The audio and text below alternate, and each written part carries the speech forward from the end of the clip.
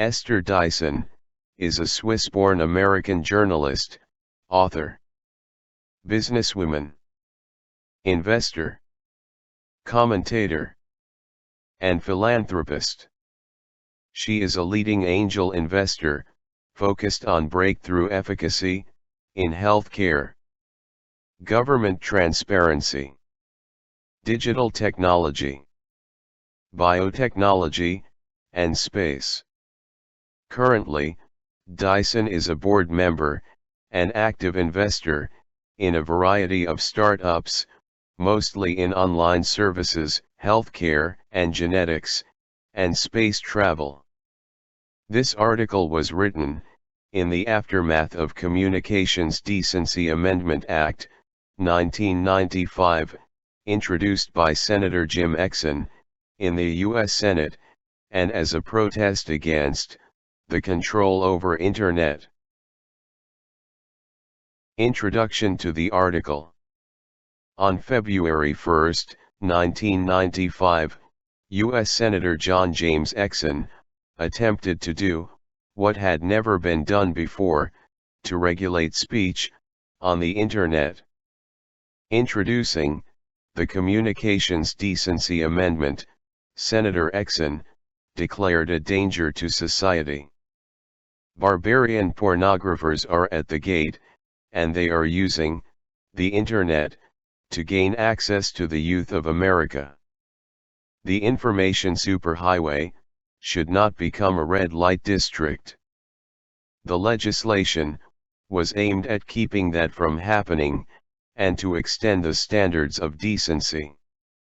Senator Exon warned America that the Internet was filled with dark places from which we needed government protection.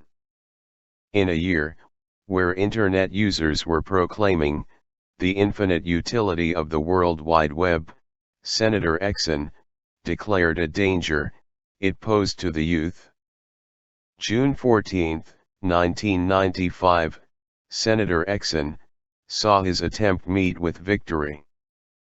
The CDA was successfully added to the Senate version of the Telecommunications Bill of 1995.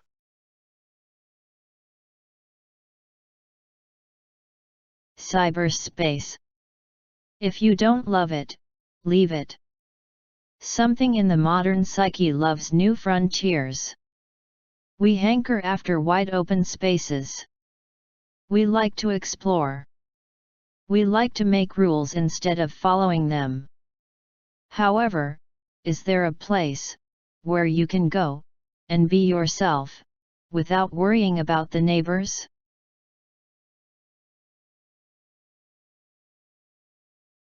Yes, there is such a place, cyberspace.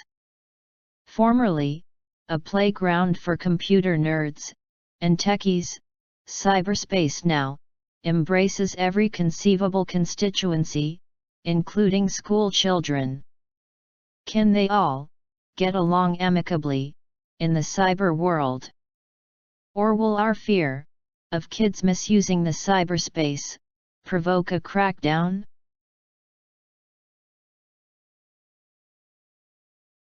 The first order of business is to grasp what cyberspace is. It might help to leave behind metaphors of highways and frontiers and to think, instead of real estate. Real estate, remember, is an intellectual, legal, artificial environment, constructed on top of land. Real estate recognizes the difference between parkland and shopping mall, between red light zone and school district, between church, state, and drugstore. In the same way, you could think of cyberspace as a giant, an unbounded world of virtual real estate. Some property is privately owned and rented out. Other property is common land. Some places are suitable for children, and others are best avoided by all but the oldest citizens. Unfortunately, it's those places that are now capturing the popular imagination. They make cyberspace sound like a nasty place. Good citizens jump to a conclusion. Better regulate it. Using censorship to counter and silence cyberspace fundamentally misinterprets the nature of cyberspace. Cyberspace isn't a frontier where wicked people can grab unsuspecting children. Nor is it a giant television system that can beam offensive messages at unwilling viewers. In this kind of real estate, users have to choose where they visit, what they see, what they do. It's optional, and it's much easier to bypass a place on the net than it is to avoid walking past an unsavory block of stores on the way to your home.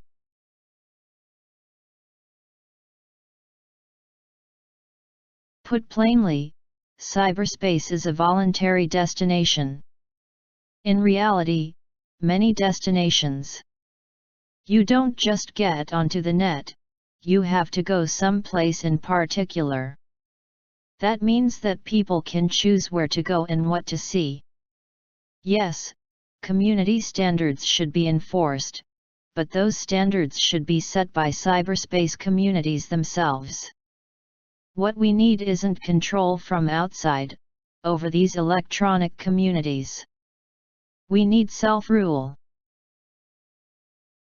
What makes cyberspace so alluring is precisely the way in which it's different from shopping mall, television, highways, and other terrestrial jurisdictions. But let's define the territory. First, there are private email conversations, akin to the conversations you have over the telephone or voicemail. These are private and consensual and require no regulation at all.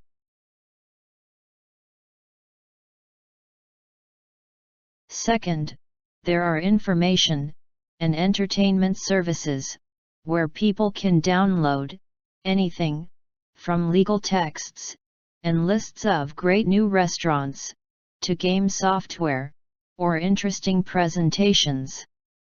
These places are like bookstores, malls, and movie houses, places where you go to buy something. The customer needs to request an item or sign up for a subscription. Some of these services are free. Others charge and may bill their customers directly. Third, there are real communities. Groups of people who communicate among themselves. In real estate terms, they're like shops or restaurants or playgrounds. Each active participant contributes to a general conversation, generally through posted messages.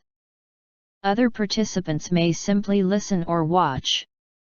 Some are supervised by a moderator, others are more like bulletin boards.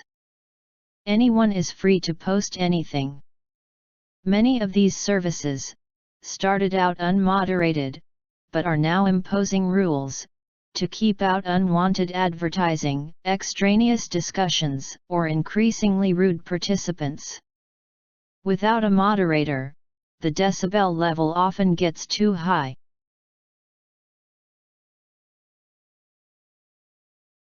What's unique about cyberspace is that it liberates us from the tyranny of power structures, where everyone lives by the rule of the majority. In a democracy, minority groups and minority preferences tend to get squeezed out, whether they are minorities of race and culture or minorities of individual taste. Cyberspace allows communities of any size and kind to flourish. In cyberspace, communities are chosen by the users, not forced on them by accidents of geography. This freedom give the rules, in cyberspace, a moral authority, that rules in terrestrial environments don't have. Most people are stuck in the country of their birth, but if you don't like the rules of a cyberspace community, you can just sign off. Love it or leave it. What is likely to happen in cyberspace is the formation of new communities, free of the constraints that cause conflict on Earth. Instead of a global village, we'll have invented another world of self-contained communities that cater to their own members' inclinations, without interfering with anyone else's. We'll be able to test and evolve rules governing what needs to be governed. Intellectual property, content and access control, rules about privacy, and free speech. In the end, our society needs to grow up. Growing up means understanding that there are no perfect answers, no all-purpose solutions. We haven't created a perfect society on Earth, and we won't have one in cyberspace either. But, at least, we can have individual choice and individual responsibility. Points to remember. Esther Dyson is an advocate of freedom of Internet use, and opposes the Internet regulations by governments. Cyberspace is a place where you can be yourself, without worrying about others. The U.S. Senate had passed a bill regulating Internet usage in 1995. The Exton-Coats Amendment Act. The fear of children misusing Internet had forced such regulations. Dyson compares cyberspace to real estate. There are shopping malls, parks, apartments, school districts, and even red light areas. Some are for all individuals, some for children and others for elderly citizens. It is the user who decides where to go. No one forces the user to view unwanted sites and items. It is easier to avoid a site on the net than bypassing dirty streets on the way to your home. Cyberspace is a voluntary destination, in fact many destinations at the same time.